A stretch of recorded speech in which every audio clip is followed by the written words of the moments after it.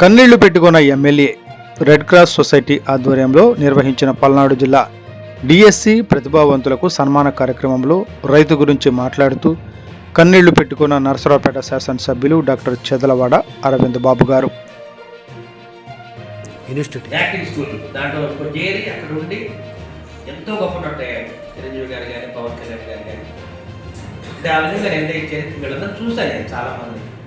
అటువంటి గొప్ప గొప్ప అవమానాలు అందరూ కూడా కష్టపడి పైకి వచ్చిన వాళ్ళే, ఎక్కడ కూడా బ్యాక్గ్రౌండ్ లేకుండా. ఎన్టీ రామారావు గారికి ఏం బ్యాక్గ్రౌండ్ లేదు, ఒకటి బిఏ తెలుగు, దాని ద్వారా ఒక మంచి ఉచ్చారణ ఉంది ఆయనకి, స్వరపేటికి ఉంది, ఆ విధంగా పైకి వచ్చాడు. అట్లా చిరంజీవి గారు కూడా ఎంతో గొప్పగా ఈ విధంగా బయటకు రావడం జరిగింది. అదేవిధంగా బాలకృష్ణ గారు లెజెండ్, అన్న ఎన్టీ రామారావు గారి పోలికలతోటి వాళ్ళ లవ్కుల్ సినిమాని మళ్ళీ రామరాజు అనే సినిమాని తీయడం జరిగింది. ఆ రెండు సినిమాలకు నేను వ్యాఖ్యాతగా పనిచేశాను. ఎందుకంటే మా తాతయ్య గారి సినిమా కాబట్టి నేను చేశాను. అంటే నేను చాలా సైలెంట్గా ఉంటాను, ఏం తెలియనట్టే ఉంటాను, అన్నీ తెలుసు నాకు. తెలియని అన్నీ ఉన్న ఇద్దరి ఎగిరేట్ పడదు కదా, అట్లానే ఎన్నో కష్టాలు పడ్డాం. కష్టాన్ని కూడా ఇష్టంగా తీసుకుందాం. 2019లో నాకు చంద్రబాబు నాయుడు సీట్ ఇచ్చారు. నేను 1983లో స్టూడెంట్ లీడర్గా ఉన్నాడు చిన్నప్పటి నుంచి, స్కూల్లో కానీ కాలేజీలో కానీ. 83లో స్టూడెంట్ ఫెడరేషన్లో నేను తెలుగు యువత తరఫున ప్రెసిడెంట్కి ఎలక్ట్ అయ్యాను. తర్వాత 2019లో చంద్రబాబు నాయుడు గారు నన్ను పికప్ చేసి సీట్ ఇచ్చారు. మళ్ళీ ఓడిపోయాను. ఓడిపోయినప్పుడు ఏమన్నారంటే, అరవింద్ బాబు చాలా మెత్తగా ఉంటాడు, ఆయన పనికిరాడు, ఆయన పని ఆయన చేసుకుంటే మళ్ళీ డాక్టర్ అవుతాడు అనుకున్నారు. నేనైతే ఎక్కడైతే ఓడిపోయాను అక్కడే గెలవాలి. అప్పుడు మనకి ఇక్కడ కలెక్టర్ గారు కూడా ఉన్నారు, శివశంకర్ గారు. శివశంకర్ గారు కూడా అనేవాళ్ళు, డాక్టర్ గారు మీరు చాలా సున్నితంగా ఉంటారు, ఏం తట్టుకుంటారు ఈ పాలిటిక్స్లో, మాజీ ఎమ్మెల్యే శ్రీనివాస్ రెడ్డి ఏం తట్టుకుంటారు, మన కులాలను ఎన్ని ఉన్నాయి అనేవాళ్ళు. అయినా కానీ మనం ప్రజలతోటి మనం ఎక్కడైతే ఏ విధంగా గెలవాలి, ఎక్కడైతే ఓడిపోయి అక్కడే గెలవాలి. ఎందుకు గెలవకూడదు మనం? దీనికి కులం అవసరం లేదు, మతం అవసరం లేదు, డబ్బులు అవసరం లేదు.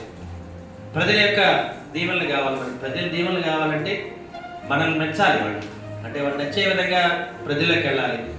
అదేవిధంగా రోజు ప్రతి గడపకి దాదాపు 86,000 ఇళ్ళు ఉన్నాయి. అన్నిటికీ కూడా 5-6 సార్లు వెళ్ళాను. 5 ఏళ్ళలో వెళ్ళాను. ప్రజలు ఇది గెలిపించాలి అనుకున్నాను, అంటే అంతే. కులం లేదు, మతం లేదు, పార్టీ లేదు, అరవింద్ బాబు గెలిపించాలి అంతే. అటువంటి వాతావరణం తెస్తున్నాం మనం. అదే వాతావరణం ఇప్పుడు కూడా నేను కంటిన్యూ చేస్తా ఉన్నాను. ప్రొద్దునే లేస్తాను, ప్రజలతో ఉంటాను, రోడ్లు శుభ్రం చేస్తాను. అధికారులు కూడా నా పనితనం చూస్తూ వాళ్ళు నాకు అండగా ఉంటారు. డాక్టర్ మీరేం కావాలి చేస్తాను. మా ఇంట్లో ఉండేవాళ్ళు, మా ఇంట్లో రెంట్కి ఉండేవాళ్ళు. అంటే చిన్న ఈ నటన మన నేర్చుకుంటారు స్కూల్, ఇన్స్టిట్యూట్, యాక్టింగ్ స్కూల్, దాంట్లో చేరి అక్కడ ఉండి ఎంతో గొప్ప నటుడయ్యాడు చిరంజీవి గారు కానీ పవన్ కళ్యాణ్ గారు కానీ. అంటే ఆ విధంగా నేను చరిత్ర వీళ్ళందరూ చూశాను నేను చాలామంది. అటువంటి గొప్ప గొప్ప అవమానాలు అందరూ కూడా కష్టపడి పైకి వచ్చిన వాళ్ళే, ఎక్కడ కూడా బ్యాక్గ్రౌండ్ లేకుండా. ఎన్టీ రామారావు గారికి ఏం బ్యాక్గ్రౌండ్ లేదు, ఒకటి బిఏ తెలుగు, దాని ద్వారా ఒక మంచి ఉచ్చారణ ఉంది ఆయనకి, స్వరపేటికి ఉంది, ఆ విధంగా పైకి వచ్చాడు. అట్లా చిరంజీవి గారు కూడా ఎంతో గొప్పగా ఈ విధంగా బయటకు రావడం జరిగింది. అదేవిధంగా బాలకృష్ణ గారు లెజెండ్, అన్న ఎన్టీ రామారావు గారి పోలికలతోటి వాళ్ళ లవ్కుల్ సినిమాని మళ్ళీ రామరాజు అనే సినిమాని తీయడం జరిగింది. ఆ రెండు సినిమాలకు నేను వ్యాఖ్యాతగా పనిచేశాను. ఎందుకంటే మా తాతయ్య గారి సినిమా కాబట్టి నేను చేశాను. అంటే నేను చాలా సైలెంట్గా ఉంటాను, ఏం తెలియనట్టే ఉంటాను, అన్నీ తెలుసు నాకు. తెలియని అన్నీ ఉన్న ఇద్దరి ఎగిరేట్ పడదు కదా, అట్లానే ఎన్నో కష్టాలు పడ్డాం. కష్టాన్ని కూడా ఇష్టంగా తీసుకుందాం. 2019లో నాకు చంద్రబాబు నాయుడు సీట్ ఇచ్చారు. నేను 1983లో స్టూడెంట్ లీడర్గా ఉన్నాడు చిన్నప్పటి నుంచి, స్కూల్లో కానీ కాలేజీలో కానీ. 83లో స్టూడెంట్ ఫెడరేషన్లో నేను తెలుగు యువత తరఫున ప్రెసిడెంట్కి ఎలక్ట్ అయ్యాను. తర్వాత 2019లో చంద్రబాబు నాయుడు గారు నన్ను పికప్ చేసి సీట్ ఇచ్చారు. మళ్ళీ ఓడిపోయాను. ఓడిపోయినప్పుడు ఏమన్నారంటే, అరవింద్ బాబు చాలా మెత్తగా ఉంటాడు, ఆయన పనికిరాడు, ఆయన పని ఆయన చేసుకుంటే మళ్ళీ డాక్టర్ అవుతాడు అనుకున్నారు. నేనైతే ఎక్కడైతే ఓడిపోయాను అక్కడే గెలవాలి. అప్పుడు మనకి ఇక్కడ కలెక్టర్ గారు కూడా ఉన్నారు, శివశంకర్ గారు. శివశంకర్ గారు కూడా అనేవాళ్ళు, డాక్టర్ గారు మీరు చాలా సున్నితంగా ఉంటారు, ఏం తట్టుకుంటారు ఈ పాలిటిక్స్లో, మాజీ ఎమ్మెల్యే శ్రీనివాస్ రెడ్డి ఏం తట్టుకుంటారు, మన కులాలను ఎన్ని ఉన్నాయి అనేవాళ్ళు. అయినా కానీ మనం ప్రజలతోటి మనం ఎక్కడైతే ఏ విధంగా గెలవాలి, ఎక్కడైతే ఓడిపోయి అక్కడే గెలవాలి. ఎందుకు గెలవకూడదు మనం? దీనికి కులం అవసరం లేదు, మతం అవసరం లేదు, డబ్బులు అవసరం లేదు. ప్రజల యొక్క దీవెనలు కావాలి. మనకి ప్రజల దీవెనలు కావాలంటే మనల్ని మెచ్చాలి వాళ్ళు. అంటే వాళ్ళు నచ్చే విధంగా ప్రజల్లోకి వెళ్ళాలి.